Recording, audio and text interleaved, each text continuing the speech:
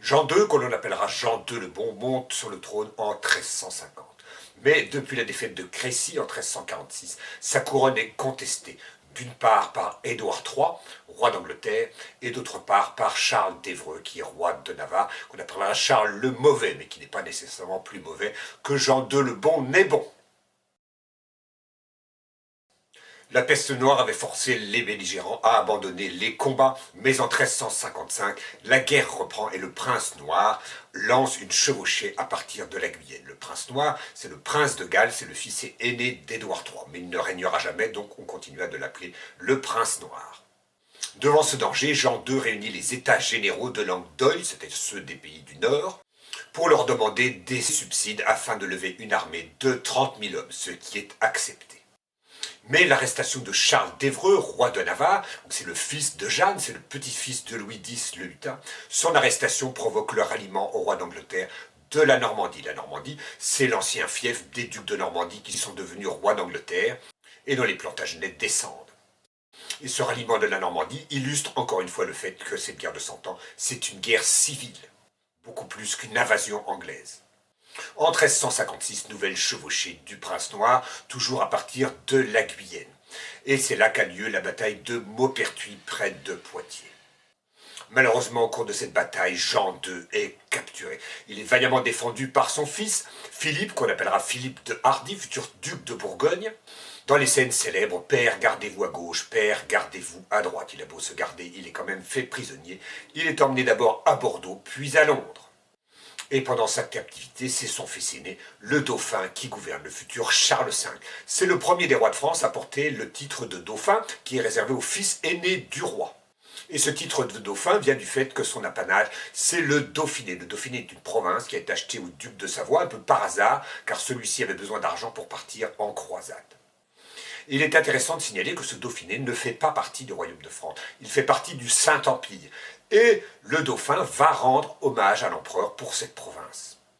Le Dauphiné est de l'autre côté de la frontière naturelle entre le royaume de France et le Saint-Empire, c'est-à-dire le Rhône.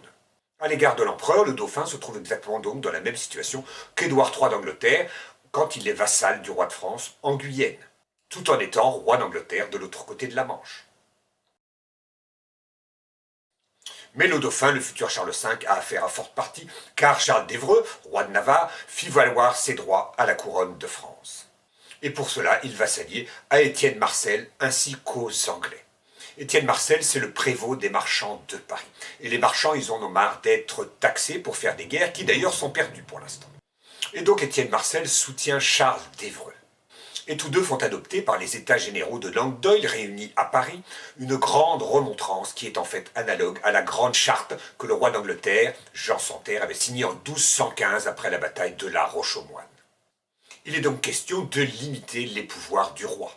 Mais le dauphin tergiversait, les souverains sont toujours réticents à abandonner la moindre parcelle de leur pouvoir. Donc Étienne Marcel fit irruption dans ses appartements, à la tête d'une petite troupe. Ils assassinèrent 2 des officiers du dauphin sous ses yeux, pour lui montrer que l'affaire était quand même sérieuse, on parlait entre hommes. Et Étienne Marcel fit coiffer au dauphin son chaperon, pour montrer qu'il avait une couronne, mais qu'il n'était pas le seul qui existait dans ce royaume. C'est une scène qui préfigure exactement celle qui s'est passée en 1792, quand Louis XVI a coiffé le bonnet rouge. Mais le dauphin Charles parvint à quitter Paris, et Étienne Marcel fut assassiné au moment où il allait ouvrir les portes de la ville aux Anglais. Tout cela se passe en 1358.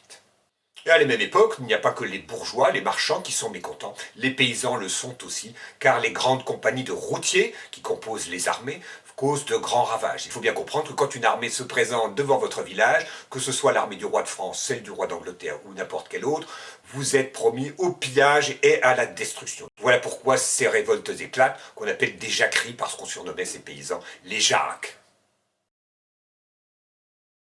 Et le roi d'Angleterre, Édouard III, compte bien profiter de ces troubles, ce qui vient qu'en 1360, son fils, le prince noir, lance une nouvelle chevauchée qui part cette fois-ci non pas de la Guyenne, mais du Ponthieu, qui est une région un petit peu en dessous de Calais. Et cette chevauchée passe par Reims et par Troyes, et elle se dirige par Paris. Elle fait d'ailleurs de grands ravages qui ne lui attirent pas les sympathies de la population, mais elle ne parvient pas à entrer dans Paris, qui est la clé de tout. C'est donc un échec, et Édouard III accepte de négocier un traité. Il signe la paix de Brétigny, donc en 1360. Cette paix prévoit une trêve de 9 ans, et par ailleurs le roi sera libéré, mais contre une grosse rançon de 3 millions d'écus, ce qui représente 12 tonnes d'or ou encore 2 ans de recettes fiscales du roi de France.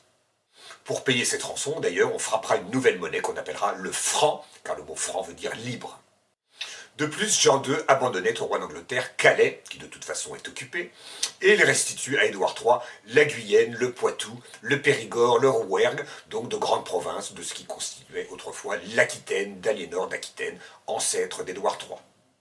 Et Édouard III lui-même fait également un geste puisqu'il renonce à la couronne de France. Finalement, on en revient à peu près aux dispositions du traité de Paris, signé sous Saint-Louis en 1259. C'est-à-dire au statu quo ante. On se demande si toutes ces guerres n'ont finalement servi à rien. Mais par contre, on peut se demander si cette guerre de 100 ans n'est pas finie. Et en effet, d'une certaine manière, elle l'est. Mais il va y en avoir une deuxième. Et Jean II le Bon meurt à Londres en 1364. Alors pourquoi meurt-il à Londres? Il y est retourné pour obéir à son exigeant devoir féodal. En effet, ses fils, Louis d'Anjou et Charles d'Orléans, étaient restés en otage en attendant qu'il paye sa rançon. Mais Louis d'Anjou en avait assez d'attendre et il s'était échappé. Et comme ils étaient prisonniers sur parole, le roi estime que son devoir féodal, c'est de se constituer lui-même prisonnier. En réalité, il a aussi des buts politiques, il voudrait bien renégocier ce traité de Brétigny, d'autant plus qu'il a le plus grand mal à réunir la rançon demandée. Et par ailleurs, on dit aussi qu'il avait rencontré en Angleterre 2 jeunes femmes charmantes qui lui ont permis de terminer ses jours dans la douceur de l'amitié tendre. À nous les petites Anglaises!